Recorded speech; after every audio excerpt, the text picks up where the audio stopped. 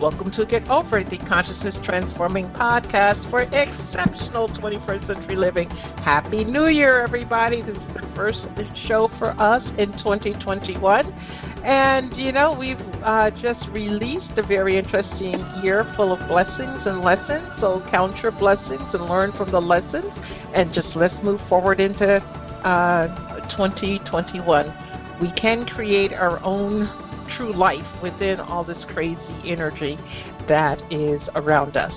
So I've got an exciting show today. We're going to be speaking with Brigitte Mars, and we're going to be talking about her latest book, Addiction Free Naturally. Free yourself from opioids, pharmaceuticals, alcohol, tobacco, caffeine, sugar, my big problem, and more. And, I wanted to start off the year with this type of information because we've been inside, if you're being a good girl and boy and paying attention to the rules, for almost a year now. And we've all have developed an addiction to something. Okay, it doesn't have to be alcohol or drugs, but it can be something. And she's going to help us to recognize and release, if we choose to release, these addictions. So it's going to be a great show. And even if you're not addicted to anything, the information that she's going to share is going to help you live a healthier and happier life. Now, the information shared on Get Over It uses intuitive and pragmatic insight to help you shift your consciousness to break through the blocks and release energy that is no longer needed. Yes, we're going to help you let go of the BS that's been holding you back. But you guys know I always ask that question, are you truly ready to? And by the way, folks, BS is belief system. Now, a bit about me for my new listeners, intuitive since birth. I'm a third-generation intuitive with over 3 decades of experience supporting people to break through the blocks along their path. I'm a strategist for personal and professional transformation, revealing cutting-edge information that enables you to prosper and thrive. I spent 25 successful years in corporate America as an executive sales professional, and I am the founder of Healing Visions Ministries and the Northern California Children's Education Network, a 501c3 nonprofit, and I also authored 2 books. I provide consultations and healings in all areas of life that heal the mind-body-spirit connection, allowing you to live your very best life. My clients say that I keep it real while providing them with accurate information to assist them along their journey as a spirit living a human existence. But they also say, if you really don't want to know, don't ask Monique. My background includes a doctorate in metaphysics, Reiki master teacher, ordained minister, and clinical hypnotherapist, so whether you are stressed, depressed, or possessed, I can help. To find out more about me and the services I offer, go to my website, and that's MoniqueChapman.com, and I invite you to like me on Facebook and follow me on Twitter and LinkedIn. Addiction affects more people than any other disease. Breaking a habit can be daunting. It's hard to know where to begin and where to go beyond quitting cold turkey. Just because habits can be acquired, they can be broken. Others have done it, and so can you. My guest today, Brigitte Mars, is an herbalist and nutritional consultant with almost 50 years' experience. She teaches herbal medicine at Naropa University and the School of Health Mastery in Iceland, and also has taught at Omega Institute, Esalen Kirapalu, and the Mayo Clinic. She's a founding member of the American Herbalist Guild. She is the author of many books and DVDs, including The Natural First Aid Handbook, The Sexual Herbal, Healing Herbal Teas, and Rossum. And she lives in Boulder, Colorado, and you can check her out at her website. That's BrigitteMars.com. That's BrigitteMars.com. Again, BrigitteMars.com. So you're talking to 2 ladies with French names. Welcome, Brigitte. Thank you. That was a great introduction. Thank you, Monique. Oh, thank you. You're welcome. Wow, it's so great to have you on, especially the first show of the year. And I thought it was really important to talk about addictions, especially in the time that we're in. And I want to delve into your background a little bit. How did you get interested in this natural medicine that is, coming up prevalent today, especially in the world of COVID. Everybody's trying to do whatever they can at home for themselves. Well, my French-Canadian grandmother was a practitioner of folk medicine, and I would go visit her and then come home with a little medicine bag with garlic cloves stuck in it to prevent the flu. And she knew how to heal little wounded animals. She treated all 11 of her children for all kinds of life-threatening conditions. And for some reason, folk medicine seemed like medicine for the people. It seemed like it was something available. And it's also about taking responsibility for your health. I think a lot of us, think, oh, my doctor's going to get my blood pressure down, and my doctor's going to fix it. And I'm certainly not trying to take away any thunder from any health professional. God bless them all. But I really want people to look at what they can do to prevent illness and to keep their immunity. And, at this time, we really should be paying attention. It's not just about, avoiding anything. It's about what can we do so we're strong and resilient and can get through illnesses. And, we're hearing that, alcohol and drug use is very high for a lot of people who are bored at home. So I love folk medicine. I've written 14 books on natural medicine. I'm certainly not someone who's against getting modern medical attention, but I think that when we try natural remedies, we're supporting things like fields of lavender and fields of echinacea and the health of the bees and the health of our planet and, in local farmers and indigenous people that are harvesting the plants. So to me, it's a win-win for the people and for the planet. I love using what our Creator has blessed us with on this planet. And, we should keep learning about that because there's a lot of great stuff out there. There is, and what I like about, this book in particular, you focused on addiction, which we'll talk about momentarily, but there's a lot of information that you can use within this book, folks, that is just going to help you heal your life. You got just over 300 pages of solid information that's not woo-woo, it's not boring, it's straight to the facts. So if you can read at a 6th grade level, you would be able to digest the information in this book and then use it, because that's the thing. If we don't, we can read and watch all we want, but if we don't utilize the information we get, it's like, why bother? We're just putting more energy in our aura for no good reason.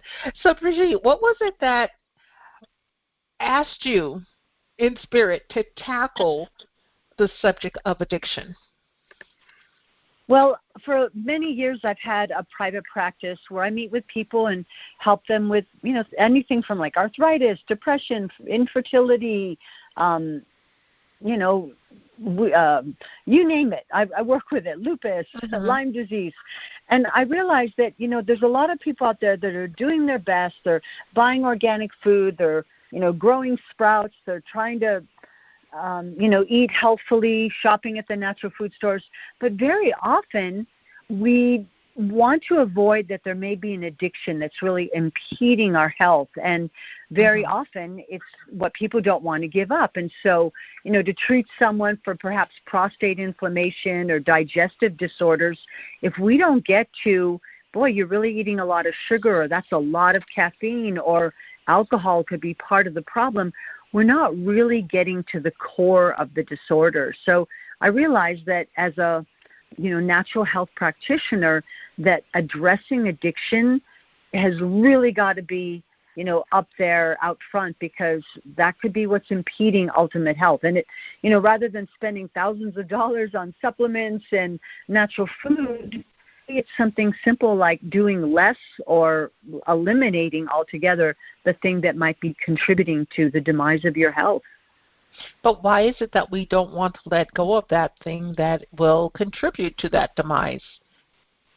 Well, there's a lot of reasons that I explore in the book. Why do some people have more addictive personalities than others? Why can some people, try something from time to time and it's no big deal, and then some people try it and the next question is, where can I get more? So what are some of the differences? So I'll say a few things about that. We certainly know that there's a genetic component, but as one of my teachers, Dr. Jeffrey Bland, always said, if there is a genetic component, we need to work extra hard with good nutrition. rather than, throwing in the towel and say, Uncle Bill had a heart attack at 50 and so did my grandfather, therefore I have the same thing. Well, maybe you need to not do the same things that Grandpa and Uncle Bill did. Maybe you need to, take charge now so that the story doesn't continue.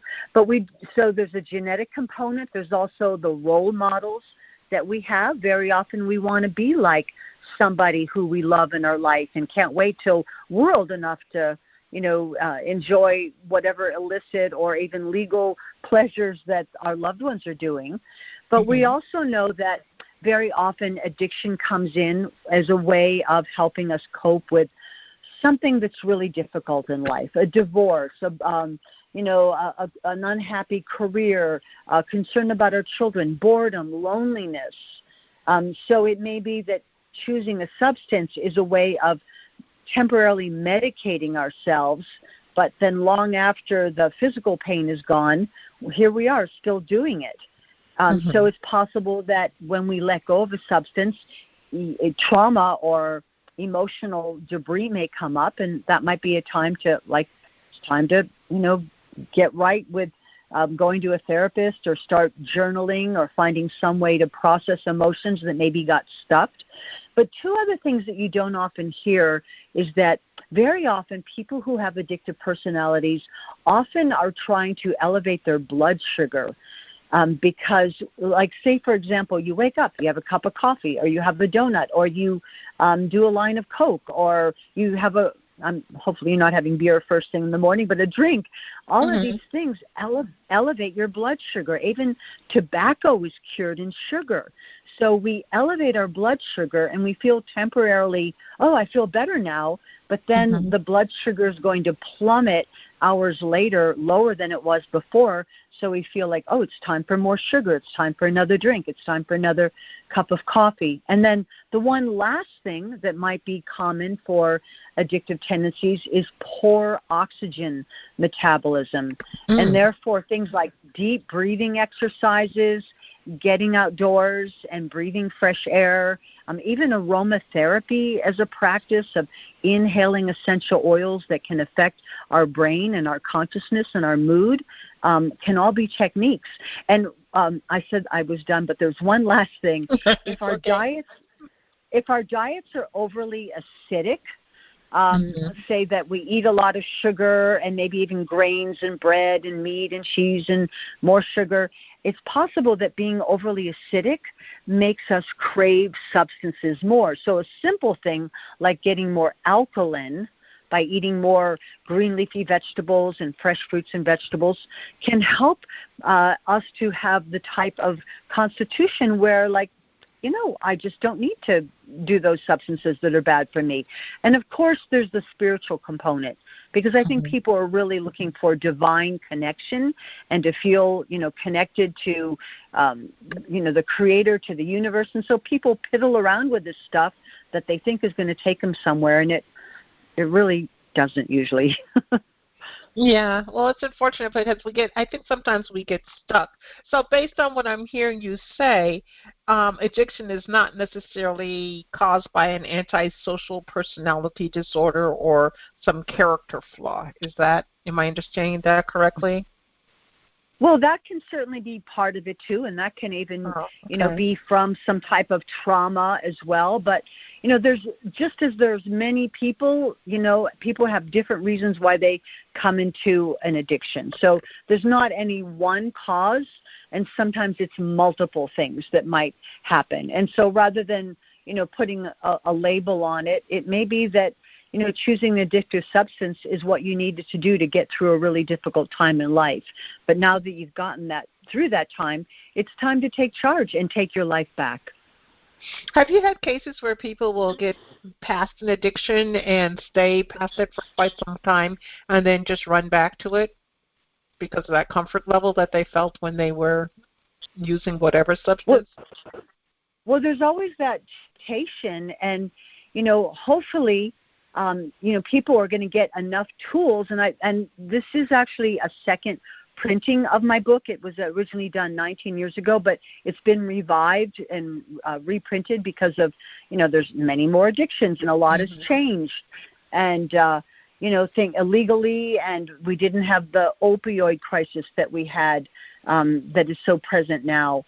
So, I have had many years of experience of working with people and seeing that these steps can really help. And rather than thinking that, cold turkey or just, doing the 12-step program is enough, now there's a whole opportunity to find a way to nourish yourself, to choose foods that support healthy blood sugar, to select essential oils that might, help you to give yourself a little, treat if you need it, rather than going for a substance that's going to undermine your health. So my intention is to give people tools, and I'm seeing that it really works, because very often programs that people participate on, it's only relying on, your will and your strength, but nature has so many things to offer us that can also help us to be stronger and to make more conscious choices and to, give us what we need. Because some people might, have a need for a particular supplement, or sometimes people are even craving something that they're allergic to. That's why they want a certain type of alcohol, because there's a grain or there's yeast in there, because we often become addicted to things we're sensitive or even allergic to. That is crazy, because if we're addicted to it and we're wanting it and then we ingest it, it just starts this vicious cycle. My goodness. I know. It's almost like, what is that movie, The Eggplant That Ate Chicago, or something like Feed Me, or The Little Shop of Horrors. I think that's what it was, Feed Me. So, like if people have a lot of yeast overgrowth in their bodies, that might actually make them crave more sugar or crave more alcohol, because the yeast wants to be fed. And it kind of has a mind of its own that kind of directs us to doing the worst thing for ourselves. But there's things we can do about it, and that's the good news. And that's what all of this research is really about, research and experience, and having, had a private practice and knowing many people who've taken these steps and saying, now I can do it because I've got myself on some supplements, I'm doing some lifestyle changes. And, there's even the possibility that sometimes it's the people we hang out with that keeps us in a loop, because this is what all my friends do. It may even be time to, pick some other friends or hang out with some other people. Yeah, I actually had a relative who found me after, I think, like 35, 40 years, and they were telling me about their life, since we had last seen each other. I think we were in our 20s. And I'm like, oh, my goodness, addicted to everything. And, it was just like a downward spiral type of life. And I'm like, it's a wonder you're alive. And their response was, well, I'm on dialysis. I've got brain tumors, and there was a few other things. But I'm okay. And I'm like, okay, if that's what, you're the path that you want, great. And then they said, well, why don't you try some of this? I'm like, that's not me, But it was almost like they wanted company to participate with them with their addiction. And, maybe other people would, but I'm just, if it's not something I'm not into, I just don't go down that road. But folks, we're speaking with Brigitte Mars. Her book is Addiction-Free Naturally. Free yourself from opioids, pharmaceuticals, alcohol, tobacco, caffeine, sugar, and more. And you can check her out on her website, and it's BrigitteMars.com, BrigitteMars.com. And you can also check her out on her radio show, and it is titled Naturally. So, Brigitte, where can people find you on the radio? It's called Naturally, KGNU, and it is online if you Google that. So KGNU, Naturally. You should be able to find it. And a lot of my shows and YouTubes are on my website, BrigitteMars.com. Thank you, Monique. Yeah, no problem. And so what you were saying before, somebody saying, why don't you try some of this? Sometimes the person who's addicted feels that there's more validation if their friends are doing it too. So, sometimes really to be a friend, you have to stand strong and say, that's not my thing, that's not my path, and I'm not going back down that road. So we have to, we need to support each other, and thank you for bringing that up. Yeah, well, it just, it is what it is, but I've got strong boundaries, and I encourage my listeners to have strong boundaries and, to know what you want and don't want. But, Brigitte, what I'd like to do is focus a bit on sugar addiction and alcohol addiction and pot addiction, because that's what I'm finding that I'm hearing most about from my clients during the pandemic. Would that be okay, and on ways that we could help ourselves? Okay. Well, I said sugar and alcohol, but alcohol breaks down to sugar, right? Eventually. That's right. And how do you make alcohol, or sugar becomes, sugar and alcohol are pretty similar. You make alcohol by sugar and fermentation. So and even cannabis, which not everyone who uses it is addicted to it, but even cannabis will temporarily elevate the blood sugar, and that's when the effects of that wear off. People get very, very hungry and get the munchies, and want to eat everything. So you see that there is this balance of elevate your blood sugar, and then it crashes, and then you want to elevate it again. So it's a really important technique to keep your blood sugar level even. And we can do that by eating adequate protein, and if you're a vegetarian, there's plenty of choices. Things like hemp seed, which is not psychoactive, and avocados and beans and tofu and tempeh. Even green leafy vegetables, nuts and seeds all have protein. And of course, people who are meat eaters know that meat and fish and dairy all have protein. But getting adequate fats is another technique of keeping the blood, just helping our nervous system to feel calm. But there's also a great supplement called GTF chromium, and the GTF stands for glucose tolerance factor. And it's a little tiny vitamin you can buy at the health food store. GTF chromium can help keep your blood sugar level stable so you just don't crave things as much. And it's a really simple technique. You can take it between meals. And, some people often have a pattern of when they're more likely to use a substance. It might be in the morning. It might be after work. It might be on the weekends. And so just knowing that there's allies out there like GTF chromium. But, again, we have this thing going on in our culture where people are looking for ways to reward themselves. And we even have these little commercials going around in our heads, like, I haven't got time for the pain, or you deserve a break today. I mean, this goes around and around in people's heads. So one of the premises in my book is make a list of all the ways that you can reward yourself. So instead of okay, I'm done with work, I get to have a beer or a joint, or I get to have a candy bar or something. What are other ways to reward yourself? Because we all do deserve a little reward, and it doesn't have to be from a substance that might undermine our health. So, yeah, I know for me, some of my rewards might be I get to take a walk, I get to work in the garden, take an aromatherapy bath, read a novel, read a magazine, call a friend. And a really big thing in my book, Monique, is I would love to see people undertake the tradition of doing handcrafts. I don't think we do that as much as our ancestors did, but things like, whittling and sketching and knit one, purl two, these are wonderful things to keep your hands occupied. And I think very often people are, smoking that cigarette or holding that beer or chopping up that line of cocaine as a way of dealing with their nervousness and their boredom. And we need to find more productive things to do with their hands.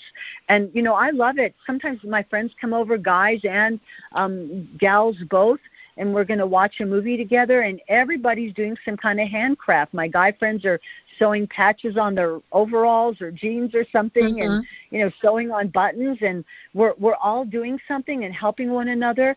But that is a great stress reliever that our ancestors did, and it really needs to make a comeback. We've gotten way too complacent thinking we can just buy everything at the store. But when you make something with mama love or grandma love, that doesn't end up in a yard sale. That's precious.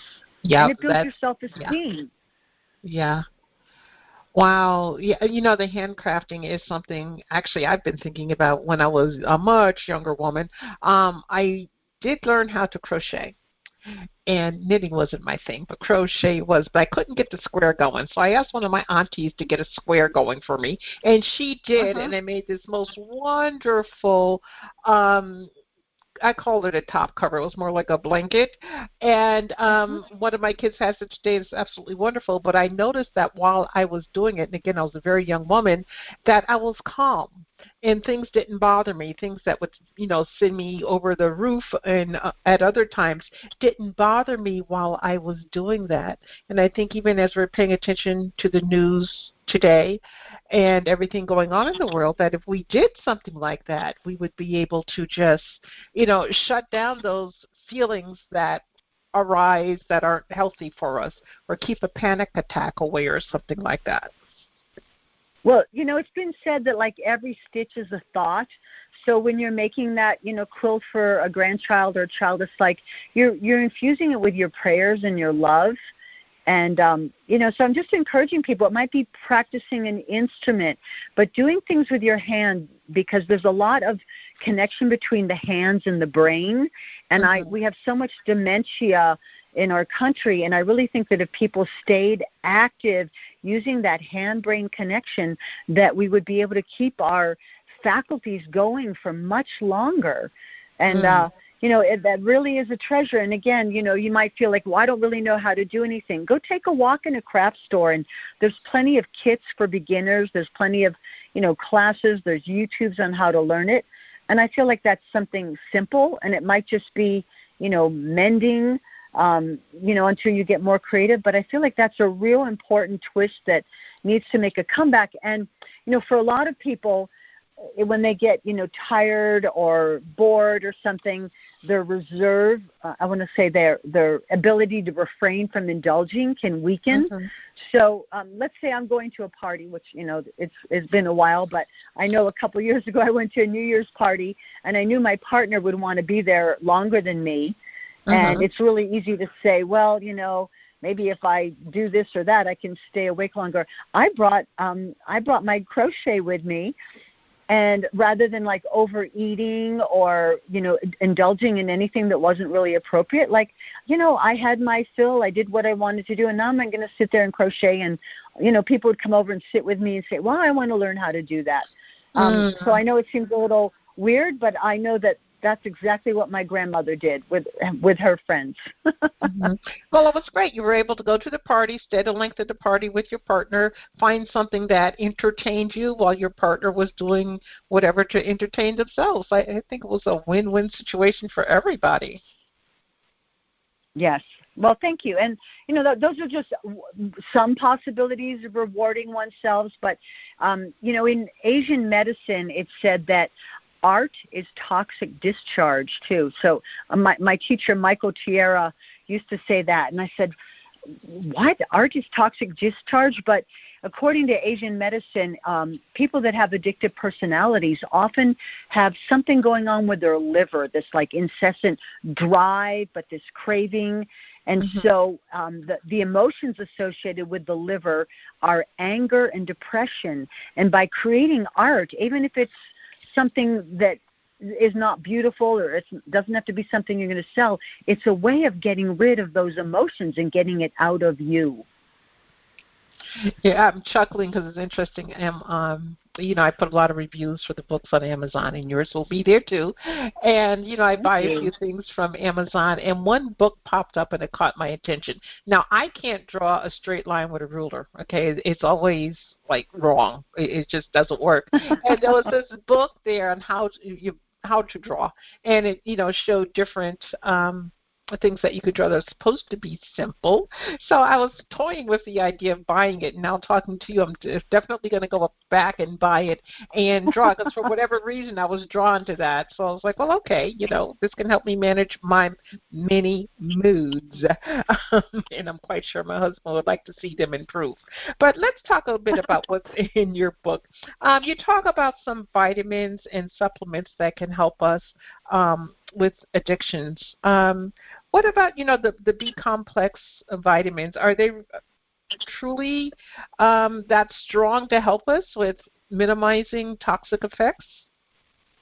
Well, I'm a big believer, and there's a lot of difference in quality of vitamins. So hopefully if you're shopping for supplements, do it at a natural food store. We're going to find products free of preservatives and artificial color and usually allergens. But the B vitamins can help us to feel calmer. They're really good for our nervous system, but they can also help us to feel more energetic.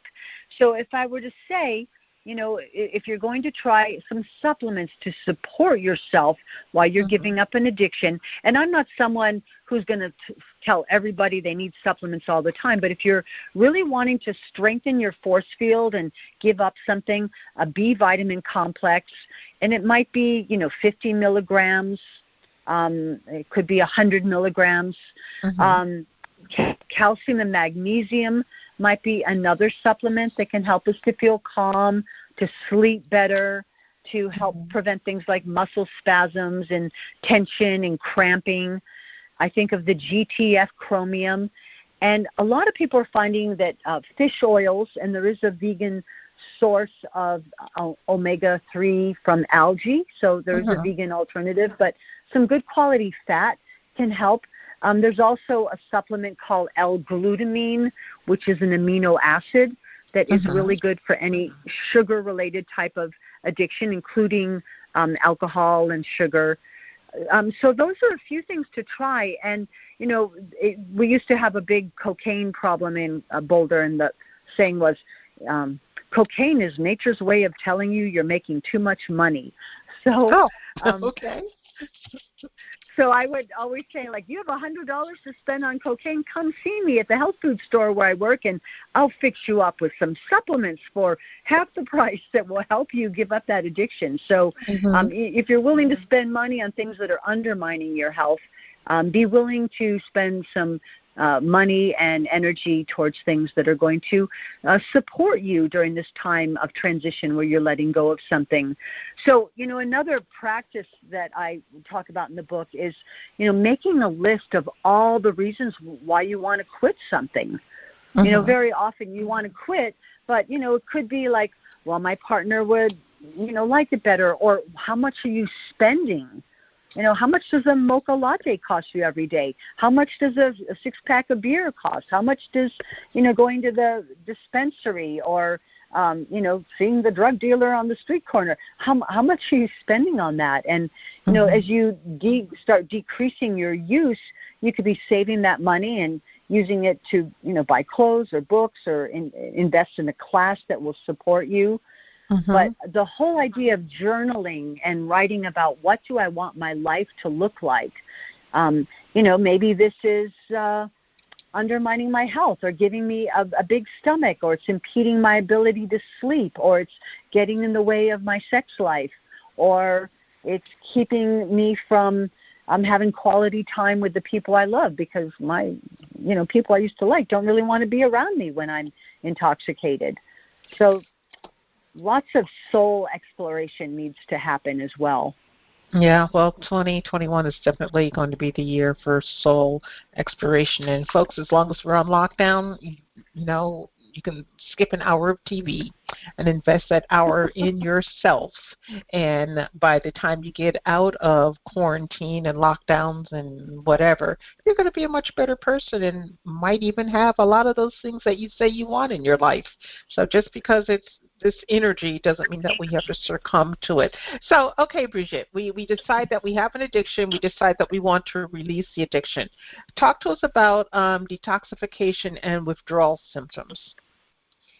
Okay, well, one of the ways we can help us to detoxify, I like to do a program where people set a target date. I want to be done with this addiction by, let's say Valentine's Day or something like that.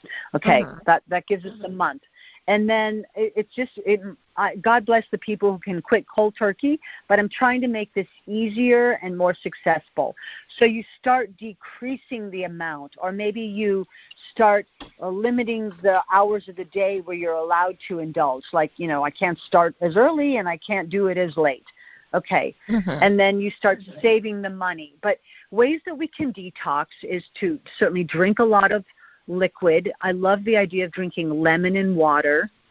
I love the idea of eating more green leafy vegetables, which are very alkalinizing. I try to encourage just about all my clients to have one salad a day with green leafy vegetables and to make your own salad dressing.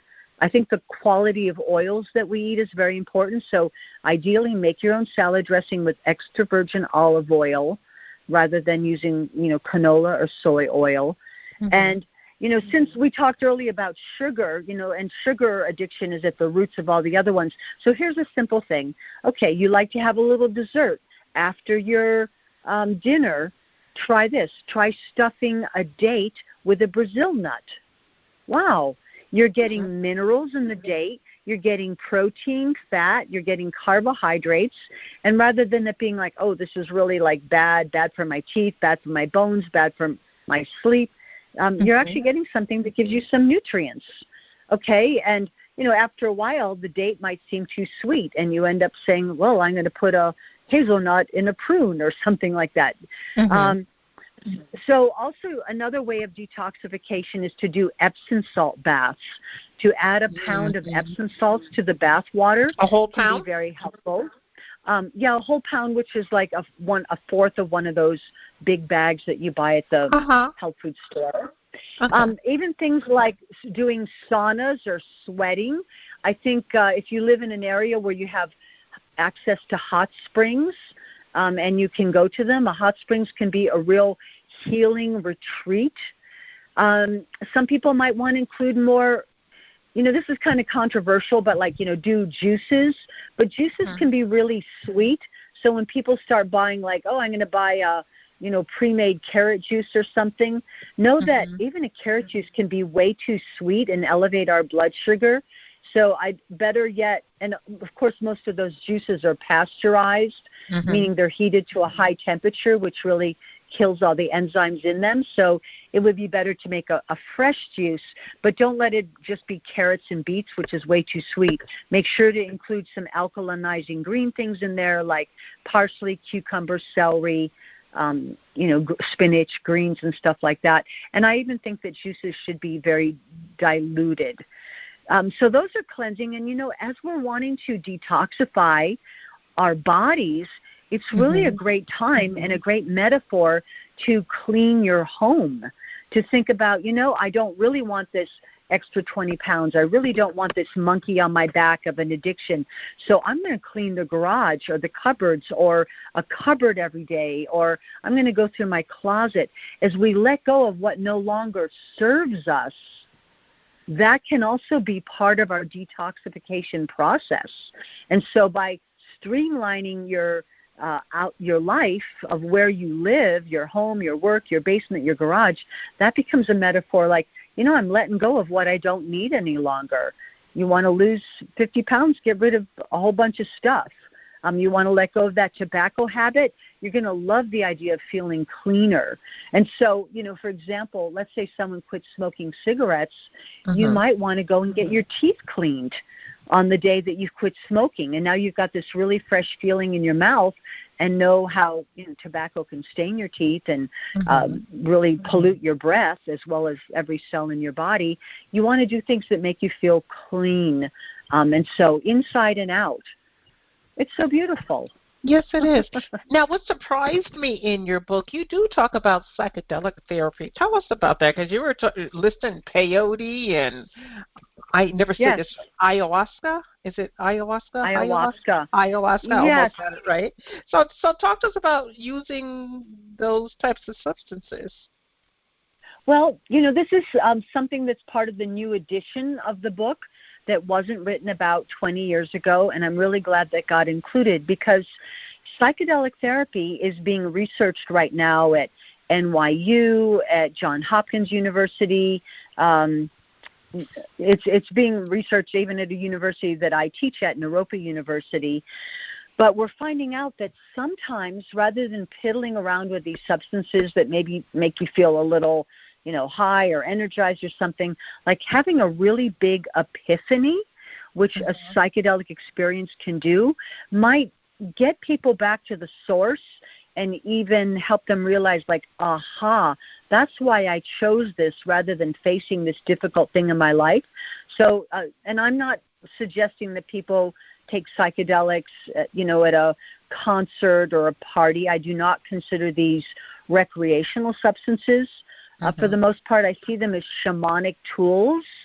And, just like we've had many years of just saying no, and now all of a sudden there's a dispensary on every corner, we need education on just say how and what are the physiological effects of these things. So I have a great respect for psychedelic therapy. It's not something that the hippies invented in the 60s. It really goes back to the beginning of time, where almost every culture had some sort of ceremonial or ritualistic use of these things that maybe help people to feel more spiritually awakened, or help them come to terms with things that maybe were buried or repressed. And so I'm suggesting that these things be done with a guide. That is one of the things that I do. I do work as a psychedelic sitter. I'm not the purveyor of these substances, but I do sit with people and pray for them and do energy work and make dietary suggestions and help them to be safe and, get them started with journaling and ideas. So that's something I've done since the 70s, but now I'm actually an official graduate of the Psychedelic Sitter School, and I love doing this work. Yeah, thank you so much, Monique. A psychedelic sitter, would you come into play, like if someone was going to do, again, hopefully I said it right, ayahuasca, because it's best to have somebody there with you because of the possible physical reactions? Is that part of what you do as a psychedelic sitter? Well, yes, although ayahuasca, even though it's something I have experienced, that's not the medicine that I work with, but I do know people that are trained as in the use of those ceremonies. So I tend to work mostly with cannabis or psilocybin, and psilocybin has been decriminalized in our area. Yes, mushrooms. In your area in Colorado or the United States? In our area of Colorado, Okay. So we're seeing more of that, but I'm not the purveyor of it. I'm the grandmother who sits with you and prays with you and helps you talk about what happened. And it's really a profound thing, but there's some guides there. But I really think that in the future we're going to see that psychedelic therapy really can help people come to terms with forgiveness of those that have wronged us. It can be like 20 years of therapy in one night, and that people are getting trained. And I think this is going to be a real important career in the future that can get to the source of an addiction or a healing of a trauma. There's a lot of research that's going on in the state that I live in, and finding that this really can give people that aha moment that helps to liberate them. And are these psychedelic substances addicting? No, they're usually not. Some of them can make you throw up. They can be frightening. They can help things that have been repressed to come to the surface. So they really need to be taken, for the most part, with someone who's going to, be a guide and keep them safe, because they can be very powerful. Okay, I want to talk about two other things before we go, and that's insomnia, which so many people are experiencing, and then the other is depression. So whatever order you want to pick, and you can, just enlighten us, because so many people, insomnia is affecting horribly, and there's so many people depressed, and then they finally have an epiphany like, oh, I'm depressed. But then what do I do now? Because they're afraid to go see a doctor because they might be officially labeled, and that scares them. Well, let's start with insomnia. And, of course, that's a huge problem that often leads to dependency on sleeping pills, which not only can be addictive but can impair our, healing dream states. So I'm a big believer in getting prepared for the next day the night before. So anything you can do to get ready for the next day, whether that means laying out your clothes, your books, your money, your packing a healthy lunch, doing things like emptying the dishwasher or having gas in the car or bus money or whatever it is you need, do that the night before, so that you're not laying there worried about like, oh my God, I don't have any matching socks, or my shirt is going to be all wrinkled because I left it in the dryer. Okay, so you're getting ready for the night before. And then to stop eating 3 hours before bed. Now, I know this doesn't work for everybody, but I'm really big on this one because I think we're going to put weight on as we get older if we snack late at night. Snacking gives us fuel, and by eating late at night, not only does it interfere with digestion, but it also interferes with our deep states of rest. So right after dinner, I really like to remind people to do all your oral hygiene, the brushing, the flossing, the water pick, the proxy brush, whatever it is you do. And then, right after dinner, then you say the kitchen is closed. A warm bath before bed with the 7 drops of lavender essential oil can be very relaxing. And then, of course, there are herbs that can help us to sleep. Some of the strongest ones are things like valerian or kava kava. I will also say that there's, homeopathic remedies. There's a little remedy called Calms Forte. You can buy at any health food store. And, some states people are selling CBD, which is not psychoactive. It's one of the components in cannabis, but that is another thing that's helping people sleep. And I really think we don't want to depend on anything to help us sleep, so these things might be just helpful to break a pattern. But another thing that really helps is wearing eye shades or eye pads, because light is going to trigger wakefulness. And so the smoke alarm or the digital clock or the phone charging, all of that can trigger wakefulness, as well as electromagnetic energy. You're intuitive, so I'm sure you're well aware of the, the sensitivity that some people have. And then, so those are a few ideas. And there's herbs that come in tinctures and capsules that can help you to sleep. And then depression, according to Asian medicine, depression is a liver-centered condition. And I don't think enough Western health practitioners are saying, tell me about the health of your liver. Are you eating enough greens? Because the liver loves it when we eat greens. The liver also loves it when we include some sour food like lemons, kiwis, tart apples. But, another thing that might be something to consider about depression, years ago and still on this planet, many indigenous hunters will hunt an animal, and the hunter gets to eat the part of the animal that is going to give them what they need. Maybe they're going to eat the heart for courage, or the liver for better eyesight, or the testicles for fertility, or something like that, okay? But now if people are eating commercial animals, could they be picking up on the depression, the fear, and the anxiety that those animals encounter? Oh, yeah. So if you do eat animal foods, here's really an opportunity to step it up and say, I'm going to support the most ethical practices, whether that be, grass-fed or, whatever. But, you're not going to get good health from chickens in those horrible hen houses where, it just smells atrocious. And, whereas pasture raised, where the chickens are running around outside, those would be healthier eggs if you do eat those foods. And again, creativity can help depression. There are herbs that can help depression, like, of course, St. John's wort is one of the most famous, which is good for mild to moderate depression. There's lemon balm. There's lavender, which can be made into a tea, or even just smelling the essential oil. So the book is full of ideas to help us get through these things and to partner with nature rather than using some kind of drug, which is likely to be recalled anyways. Do we not see these ads on TV? Call 1-800-BAD-DRUG, Yeah. Well, not only that, they'll be recalled, and then you get to sue, and all the lawyers are lining up to sue. So it's about being careful and paying attention to your intuition and speaking with your, doctor if you feel you need to do that before you ingest anything, because the energy of 2021 is going to be all about change, and change isn't going to be easy, nor is it going to be quick, but we're going to get there.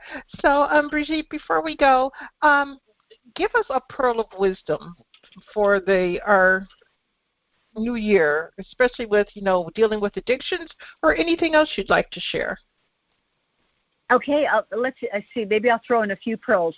Okay. It's important to eat all the colors of the rainbow. So try to make your diet more colorful. And, of course, we want to pick those colors in the produce section, not the candy aisle, okay? I'm going to encourage people to start growing more food. I think we're going to need to know how to do that. We're being encouraged to eat locally, but we are wasting our nation's water watering grass. Learn to grow a garden, learn about the edible weeds, because the weeds like dandelion and malva and chickweed, they are the Jedi survivors on this planet. They grow without anyone weeding or watering them. So we need to be like the dandelion and adapt to adversity, because adversity is here and the dandelions are still thriving despite the pollution and the EMFs and all the other stuff. Of course, we don't want to eat things close to a busy road. You know, backyards are going to be better than front yards. But learn to grow something. And my last pearl of wisdom is, which is an old saying, if you have water to throw away, throw it on a plant. We're going to need to learn to respect water a lot more than we have been. I agree, and thank you very much for sharing that, especially for the beginning of 2021, and so that we can create a better personal life. And folks, if we create that better personal life for ourselves, it will mushroom out. And again, it's not immediate. I would love as a psychic to sit here and tell you that June 3rd, we're going to be free and this is going to be over with.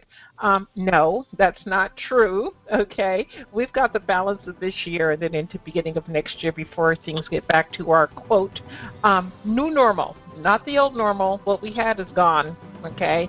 But we have wonderful opportunities to create newness, and being inside during this pandemic is a great time for you to get the book Addiction Free Naturally and look at your addictions and decide what you want to let go.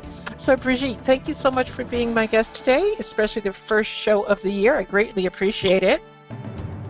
It is my pleasure and honor, Monique. Many blessings to you and your listeners. Thank you. And to the listeners, I appreciate you too, and I do honor your time and your attention. And I want you to remember that the most important choice that you can make is what you choose to make important. Consider making the masterful choice of being addiction-free naturally. Abundant blessings, light, and love to all. Agape.